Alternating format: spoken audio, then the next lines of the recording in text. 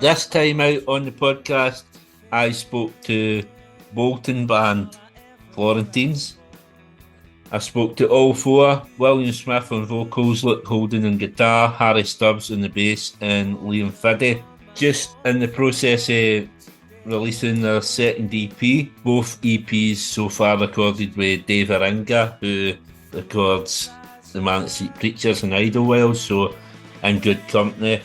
And the band have only been going for 2023 already, got lots of good support gigs under their belt and selling at the Deaf Institute. So we discussed all this plus what's coming up for the band, and I go and check out the second EP. Final track comes out 16th of May, but the other 3 tracks are already out. What It Takes came out on April the 11th, so just a couple of weeks ago. I go and check them out. Yeah, here's the Florentenes. Hope you all enjoy the podcast. Please keep liking, commenting, sharing and subscribing wherever you can, but more importantly, enjoy.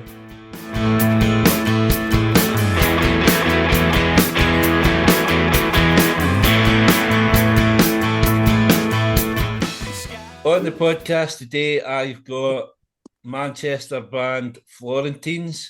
I've got all 4 of the band on, so bear with me if this gets out of control. I usually only have 1 band member, so this is a first having the full band. But what I like to do at the start is get right back to the start, which will not be far for you guys, really. What life was like, early life growing up, and how you kind of came to be in the position you're in now. Well, I like to think we're still in early life stages.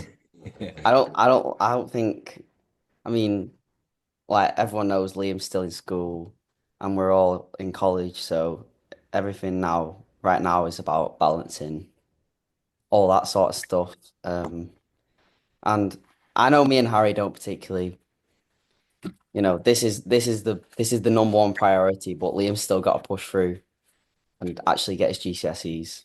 Mm-hmm. That's you been told, Liam. Yeah. He knows.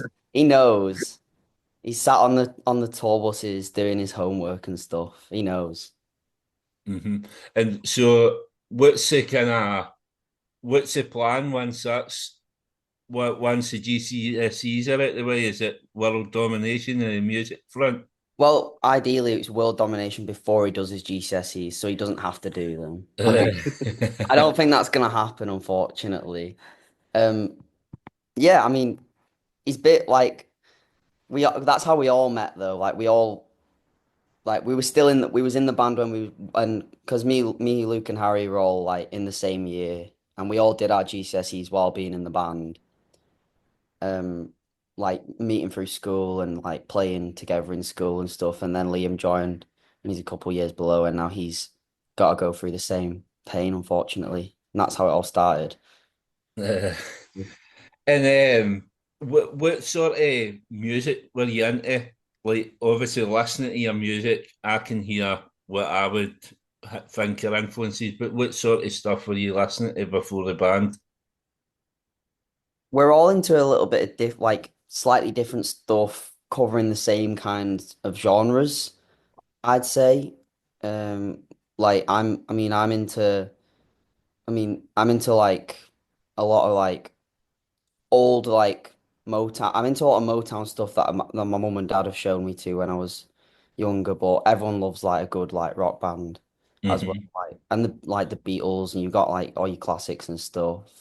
I don't know, like the other 3 are all into their own separate stuff as well. But it Well, all comes the same.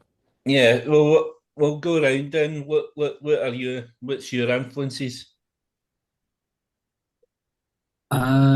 My influences are kind of like Led Zeppelin was a big one for Luke me. like Green Day. I do not.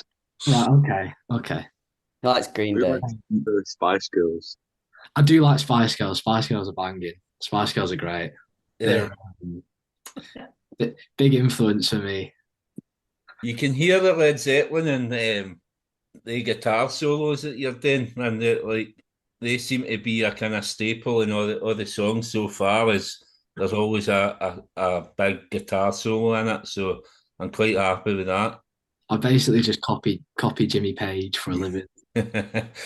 And what about yourself then, Liam? What influences are you bringing?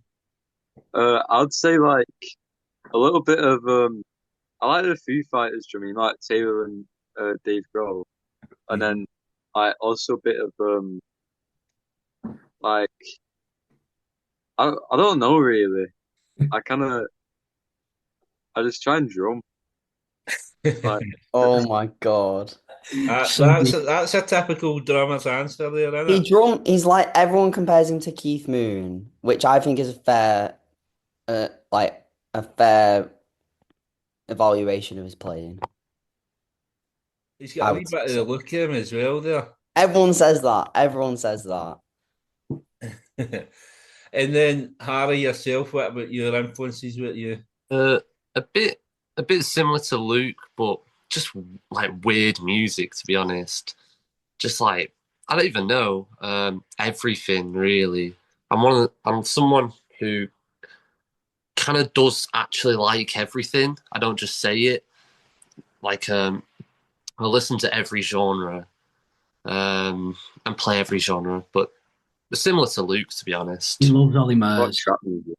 Yeah, I love Ollie Murs. I mean, like vocally, um, William, like some of the stuff like I'm hearing, your kind of delivery comes across quite Alex Turner-esque at times. Well, Um, I think like I don't try and do it like that. I tried because I always listen to I really love how on the Strokes the first two albums are great, but that's more like a studio thing because he's got like that filter over his voice. But I listened on that third album. That was like First Impressions of Earth. That's like the vocals, which I always tried to get to, mixed with something like John Lennon. But I also think because of the because we're like being from like the north and stuff, maybe it just comes through the accent concern. naturally. I did get Julian Casablancas as well, Yeah, and that's a goal. That's like something that I have worked towards getting. on like the slower songs, like there's one that kind of starts off. You actually sound a bit Rick Witter, Shed 7, and then it gets into Alex Turner later on. Yeah. Maybe that's a northern voice as well. Yeah, I can see that. I can definitely see that. So whereabouts are you in Manchester? Whereabouts are you based? Bolton. Bolton. Yeah. So what's the music scene like in Bolton? And But do you need to get It's into like Manchester then it's, for the there it's isn't one. There isn't one. There's there is. Yes, there's there no is. there's Yes, no there music. is. There is. It's like there's loads of people now are like younger kids are doing like starting their own bands up based on seeing other people doing it. It's a really good thing to Yeah. see, especially up in like There's one music venue though. yeah, well it's a good music venue. There's a venue called the Ramp and it runs like every week. And they run like that's it's how we started. We went there and then that's how we met Liam. And then from there we've grown and done our own thing after that. But it's like they put kids together in bands and then they go off and do their own thing in a similar way that what we're trying to do, but Mm. like a couple of years younger than us. And we actually went a couple of weeks ago and it's good it's really good to see the like how things are improving in the The, music scene in our area. the last guest I had from Bolton, I think it was for Bolton, was Roy Fletcher for the Shed project. Oh, Um, he's opposite ends of the scale for you. I mean, he didn't start his band until he was in his 40s, I think. So, um, yeah, we've did seen you them see live. him kind of gigging locally, or would that We have been a bit early for you? no, we watched them one time in Bolton at a festival. Um, it was called Right to Rome. But That's right. we did our first single with the guy that records a lot of their stuff. Mm-hmm. Um, he's called Dan from the Jade Assembly. They're another Bolton band, but We watched them like it was like 2 years ago now, but they were really, really good. Yeah, yeah, and I think it's quite inspiring to see a guy at that age kind of going and kind of dipping into music. Yeah. Definitely, definitely. So, I mean, touching on the first single, then, "Gone" came out October the 13th, 2023, which isn't long ago. So, how was it then, kind of recording that and putting it out? Obviously, with no kind of experience of releasing music until then. Just Um, we yeah. kind of like we kind of didn't like going into recording that. We kind of didn't have an aim with it. We just kind of we'd done a few gigs and that song got a good reception. And we kind of just thought, let's put it out there. Let's see where it gets us. And then like off the back of that, we kind of started getting more and more gigs, and it kind of grew from there. Mm. And looking through your Instagram, like gigging wise, obviously when you've been so young and school and stuff like that, is that why you were predominantly kind of northwest area? Probably like Hard to find gigs without without like help, like an agent or Mm-hmm. behind you. So if we don't have well, when we didn't have like Live Nation behind us, it was mainly just like Dusty Pop helping us out, and they do like smaller bands. They're a Manchester promoter. Yeah, Mm-hmm. they're not like gonna give you a gig in the south because it's just too difficult, especially when you're a small band to get those gigs in different areas because it's hard to sell tickets at the end of the day. So that's why we stuck to the north because we knew at least we could sell a few tickets. And the thing with the north as well, like predominantly like northwest, like you get Manchester and Liverpool right in your doorstep. So there's plenty of venues there, so that you're not playing the same venues. Mm. Um, so like how did you end up progressing up to Live Nation? Is that just as the music is more music come out? I think like we just started like because we was playing bigger and bigger gigs, and we just started getting our like name out there more. And they came a representative from Live Nation came to watch us at like a 100 cap venue in Liverpool. Um, and like we met him afterwards and spoke to him, and he said like, "Oh, you were really good. We'll get you on.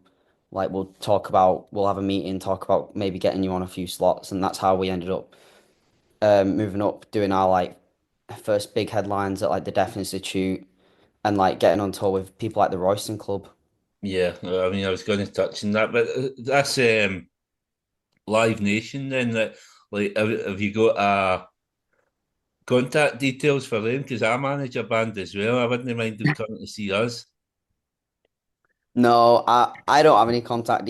Listen, we're not the ones. You gotta talk to Gemma about that one. Well, look, Gemma, you stay on the line at the end of this, and we'll have a chat. I see. I manage a band. They got a couple of songs out there now, and it's obviously we're gigging Glasgow area, but it's just trying to get noticed. And God. one of the things that I'm pushing for is support slots. Now, looking at the support slots you have had 2024 out in tour, obviously you mentioned Royston Club, also Jamie Webster, Sundara Karma. So how was it kind of set them up playing bigger venues with these acts? It was, I think it was a very big learning curve for us when we first took us like, because when you go from playing those small venues to playing your first venue with that's more than like 100 people, it's a very noticeable like jump up. And that's Mhm. like when we did that first gig in Cardiff with the Royston Club, and that was like the most nervous any of us had ever been for anything ever. Because it was the first time we were playing to more than 100 people, and it wasn't like playing to 200 people, it was like we were playing to like almost 1,000 people there. Mm-hmm.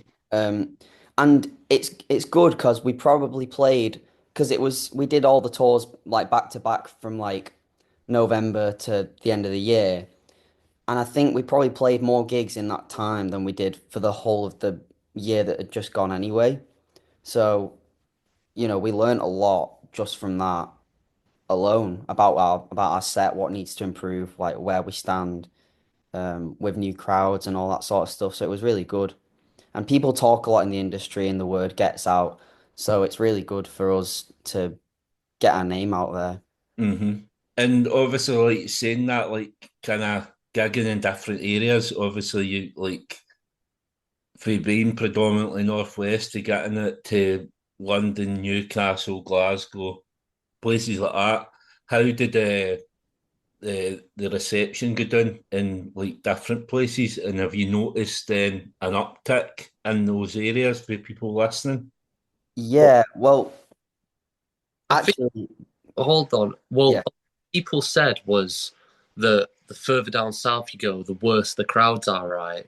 However, it's actually not true, because we did have a bad experience in Cardiff, but then the next time we went, it was brilliant at the exact same venue. Mm. So I think it actually just depends on partly yourself as a band. Maybe it's not the right crowd you're playing to.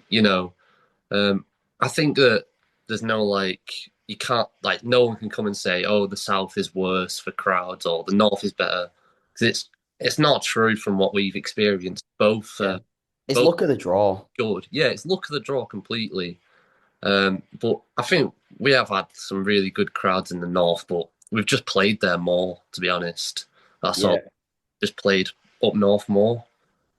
Well, this is the thing. If you're going out and tour, so obviously you played Cardiff with Jamie Webster and you played it with Royston Club. So depending on their fans, whether they take to you, so it doesn't. You're not going to have the same people for Cardiff going to both those gigs. So it's different types of people going to those gigs. So Mm. so does that maybe?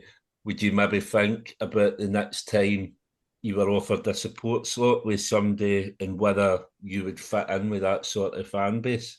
100%. Yeah. Uh, musically then as well. So like the first EP came out 2024 alongside all these gigs that you were doing, kind of October, November, the drip feeding the EP. Produced by Dave Eringa, who has worked extensively with Manic Street Preachers and Idlewild, as well as a couple that I picked out, Sound of Guns for Liverpool, classic band, and the Ditinis for up here. So, working with a producer with a big name like that, what was it like working with him and how did he help progress your music? He's brilliant. He's just like it was kind of we'd spent time in studios kind of before we worked with Dave, and it was just like it was such a different experience. He's very like he has it like he knows exactly what he should do for everything, and there's no like I don't know. It's just like it's so professional. It's like on another level, and like to be at Rockfield as well, which is just It's insane. Yeah. also very warming. Like it's the Yeah, yeah, you don't feel like he never makes you feel like you're out of your depth because you're working with a professional, you know? He's like he'll crack jokes and he's like a cool uncle. yeah, yeah. Mm. So was it? Did he use any techniques? Did like he um impart any techniques onto you that like your guitar playing, for instance, or the way you play drums? Was there anything, any Yeah, tips that he gave you? it gives quite a bit of constructive like criticism, like ways to improve, and it's really helped us out. Um, yeah, there's like a few areas that like a bit grey patches we had when we came in the first time, and then the next time we came, they were like pretty much sorted, and then there's some other stuff, and like when we go, there's always something to improve, but Hmm. we always try and improve it, and it's good that we do that because we're becoming tighter and You know, the recording process is getting a lot quicker and easier now as well because of that. So what do you enjoy more then? Do you like the recording side, or are you just desperate to be playing live? I like the recording side. You can't. I mean, it's different. It's going back to what Harry said about the look of the draw. Because if you play a really good gig, there's nothing better than that. But then there's also nothing better than sitting down in the studio and hearing like something really great that you've created as well. Yeah. And it goes back to that like every time we go back to the studio, we always get a little bit tighter. Because we always do our like bass and drums, we record them live together and then put the guitars over afterwards. So there's no click tracks when we do our like recording or anything. So you really Yeah. have to tighten up. You know, you can't really say like it's really difficult to say. I know obviously some people prefer like the peace and quiet of the studio, but it's good to have that variance. You get the full experience then. And what about the writing process then? Who writes the songs, and how does that come about? Well, I write like for most of the songs, this is like a general because every song's different, but I write like the idea of it and then I'll be like, okay, like the lyrics and the chords and like the structure, and then I'll give it to the other three and they'll like spice it up and make it something that people want to hear and won't fall asleep to, basically. And that's how it's gone for most of the songs that we've done so far. They're no falling asleep with their guitar solos anyway. Exactly. Certainly not. Um, Obviously, like being a young band that you are, have you found any kind of pitfalls with that? Obviously, I've had Revivalry on the podcast last year, who are probably kind of in the same boat as you, but there isn't. It's not like a big thing. There's no a lot of kind of bands as young as yourself. Obviously, the first one that I remember, um, probably back in the noughties, was the Stripes, who were quite young, and I think one of them's playing with Paul Weller now. So, what sort of pitfalls have you noticed for like your age? I think coming back to the studio thing, people often do forget that because we're so young, we haven't had as much time as other people. Like when we go to the studio, the reason there's grey areas or patches that need to be worked upon is because, like, the first time we went to the studio with Dave, like, me and Will had been playing for like 2 years. Like and then as a band we've been going for like a year and a half or something. Which is nothing like compared to some other bands.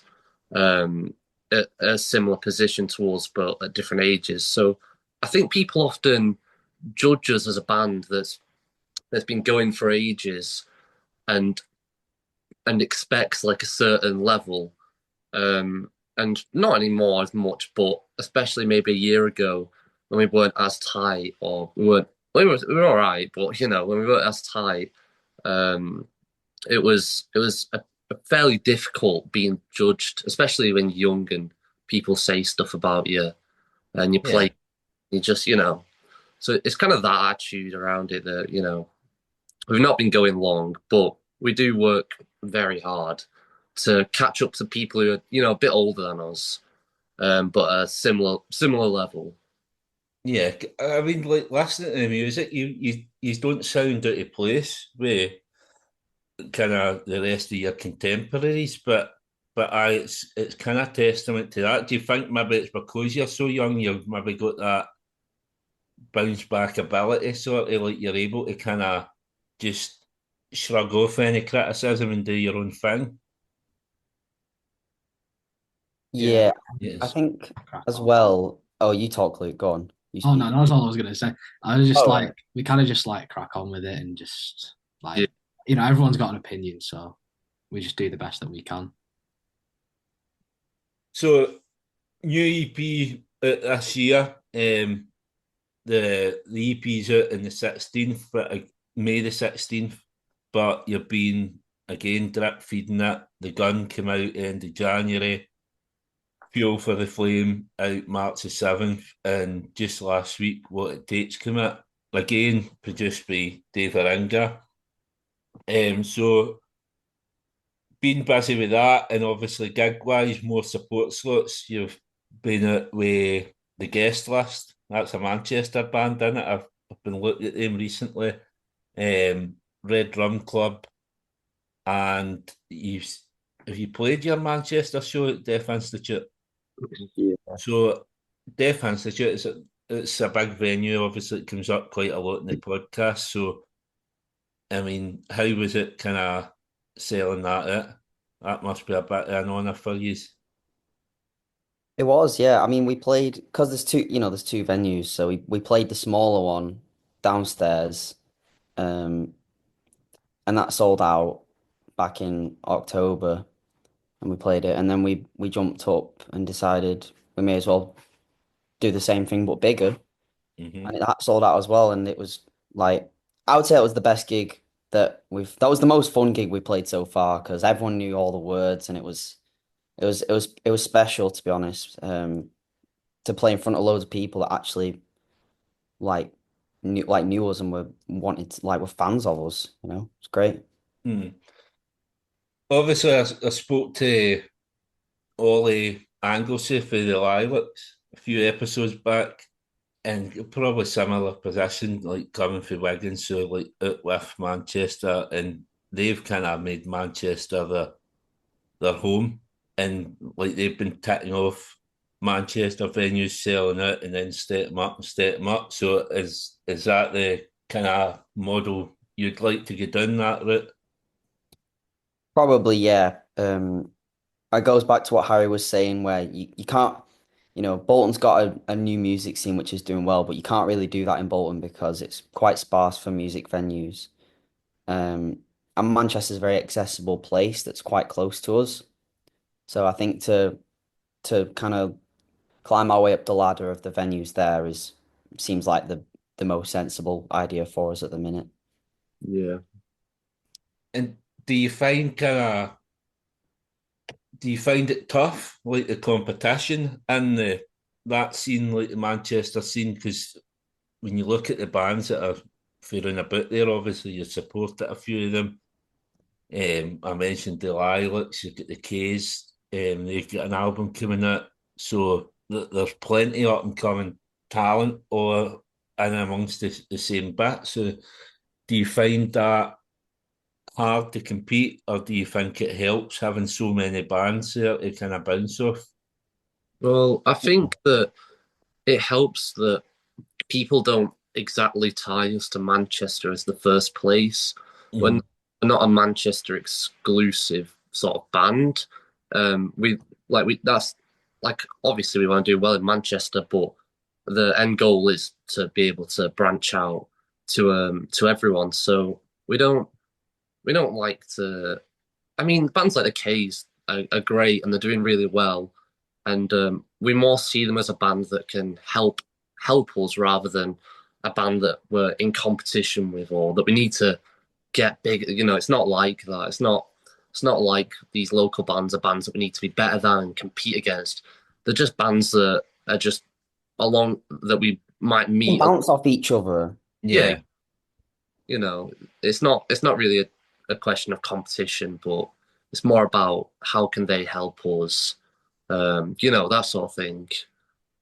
The thing is with that as well, if you get somebody that's a fan of one of the bands and then they hear your music, they're gonna like it the same. Exactly. It's like me growing up, Britpop times, and you had Oasis and Blur, and everybody said there was this competition, but I was buying everything. I bought Oasis, I bought Blur, I bought Cast, I bought Cooler Shaker, I bought everything.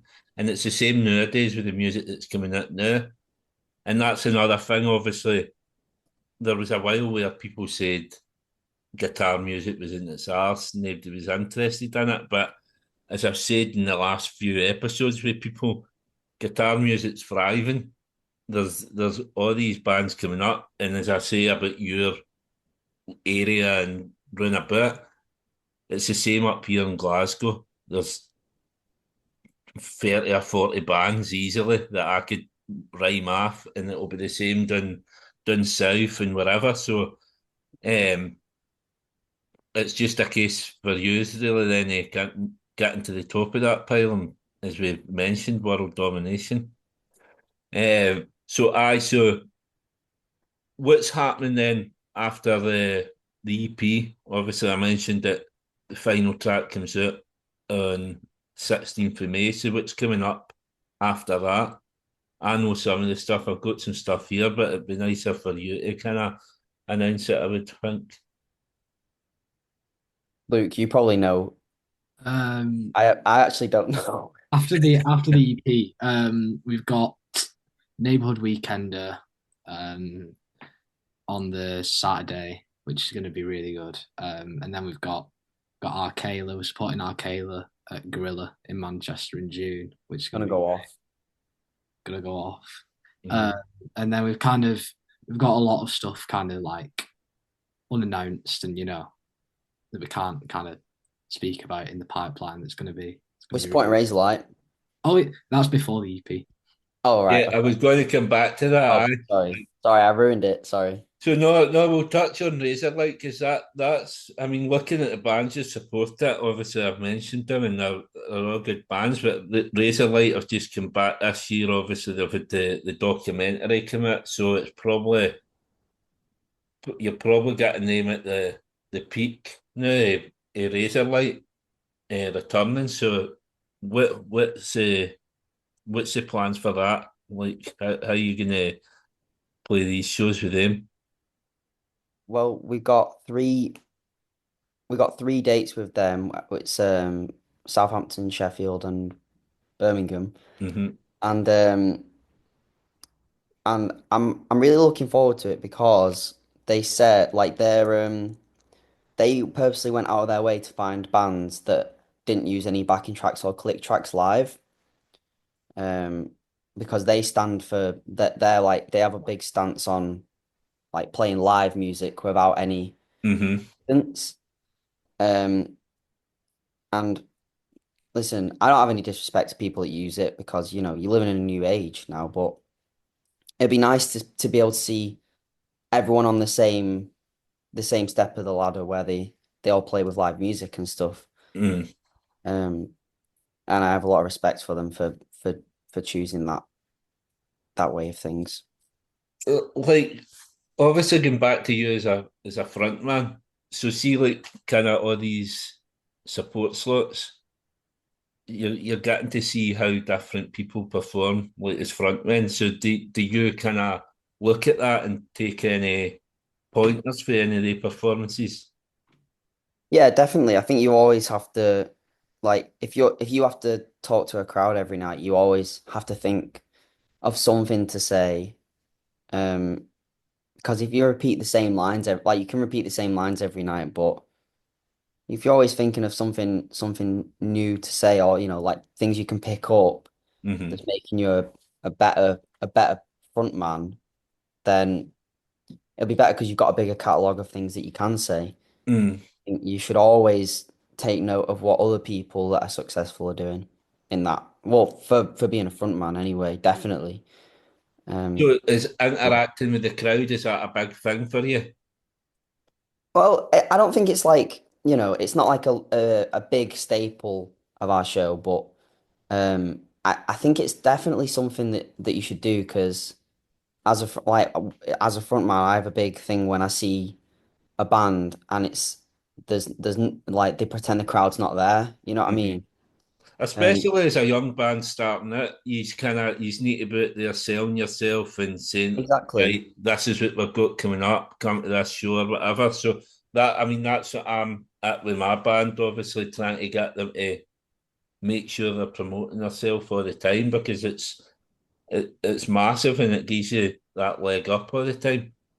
It sells you to the crowd a little bit more because I feel like if I'm in a crowd and a band pretends that they're not like pretends that we're not there, it's just kind of like you don't warm to them as easily, even if you Yeah. don't necessarily like the music as much, you warm to them more if they give you a little acknowledgement like, hey, thanks for coming. Yeah, well, that's it. I was at the Zoo Twins last week, and Kosovets were supporting them, and the interaction with the crowd with them was brilliant. Definitely a band that I've went back and checked out through that. So I as it's integral. But it's been a pleasure speaking to you. I'll be looking out for more stuff. I'll be looking out for some dates up here to come and see you up in Glasgow. But the last part of the podcast, obviously, it's called Time for Heroes. I asked my guests to pick 4 heroes to come for dinner, why they're your heroes, and what would you cook for them. And obviously, we've agreed you are going to pick 1 hero each. So hopefully, you haven't picked the same guy or anything like that. I've got mine. Right, so will we start? I'll start maybe with yourself, Liam. We'll go you first. All right. I reckon I'll take Ringo Starr to dinner. Um, I really like him because he's really creative with what he does and everything like that. He's really like influential and everything. And the meal I'll cook for him is like he seems like a chicken nuggets type of guy. So I'll give him chicken nuggets. We'll go with that. Aye. Ringo Yeah. Starr, obviously, this episode will be 116. So obviously you can imagine John Lennon and Paul McCartney get picked a lot. I think George Harrison's up there as well, quite a bit. But Ringo Yeah. Starr's never, ever, ever been picked. So you're the first one to pick Ringo Starr. So Yeah. good on you for that, mate. What about yourself, Harry? I'd pick Paul McCartney and ask him about his songwriting process. Mm-hmm. And then I think I'd take him to Mackey's. I wouldn't cook him dinner, I'd just take him to Mackey's because I can't imagine that he's ever been to a Mackey's, to be honest, being the person he is. I have to hear. I wouldn't put it past him, to be honest. He's a bit he's into his weed, and he's a weed smoker, so Yeah, I bet he gets. I can he might not get into McDonald's with his order or Just Eat. I can imagine Paul McCartney ordering Just Eat. Right, so obviously Liam's picked Ringo, Harry's picked Paul. So I wonder if this has gone the way I'm thinking that let's see, William. Yeah, I think I would pick probably John Lennon, and because I feel like I was gonna pick him anyway. Because he's just he's just that guy. Everyone knows he's just that guy. And he's probably the most, for me, imaginative songwriter. And he's one of them vocal inspirations. And I'd probably give him. We could have chicken and mushroom pot noodles together. I think. Right. I think that's what I'd get him. You've stolen I think I've just took Luke's entire answer. Yeah, you have. Right, well, look, I hope you're not picking George Harrison. Or if you don't pick George Harrison, if you go Jimmy Page ahead of George Harrison, you might have ruined that. Gary Barlow. Pick Gary Barlow. Gary Barlow's a shout. Yeah, you know what? I'll pick Gary Barlow. I'll cook him a nice romantic candlelit dinner for the two of us. I'll cook him a nice steak. Took a wrong turn somewhere. I wasn't expecting this, man. This is went a bit out there now. For 3 Beatles to Gary Barlow, so what is it about Gary Barlow that you want to pick him? I think he's just that guy. He's just there's just something about him that just makes me want to have a romantic dinner with him. That's the start and end of it. Well, you just wouldn't believe it, but Gary Barlow, along with Ringo Starr, has never been picked. So that's 2 kind of podcast virgins. Yeah. Absolute pleasure speaking to you. All the best with the the final track in the EP coming out. I think listening to the EP, I think that the last track is actually the best. Which was the last track? Is that Did You Ever? I should know that. shouldn't I? Misunderstand. On the new EP, Will. Oh, yeah. Oh, right. Misunderstands. I Yeah. misunderstand how I've been. That's been on repeat the last couple of days, man. Thank I you. really like it. But so all the best with that. And as I say, I hope to see you up in Scotland soon. But pleasure coming on the podcast, and all the best with whatever comes up later in the year. Thank you for having us. Thank you. Thank you very much. you. I hope you all enjoyed this episode of Time for Heroes podcast. If you would like to get in touch, the best way is on the Facebook page, Time for Heroes Podcast, or on Instagram at Time for Heroes Podcast, or Twitter at Time for Heroes P1, or drop me an email at timeforheroespod@gmail.com. You'll find Time for Heroes on all podcast platforms, including Spotify, Apple, Google, and Amazon. Please leave a review where you can, share with others, and more importantly, enjoy.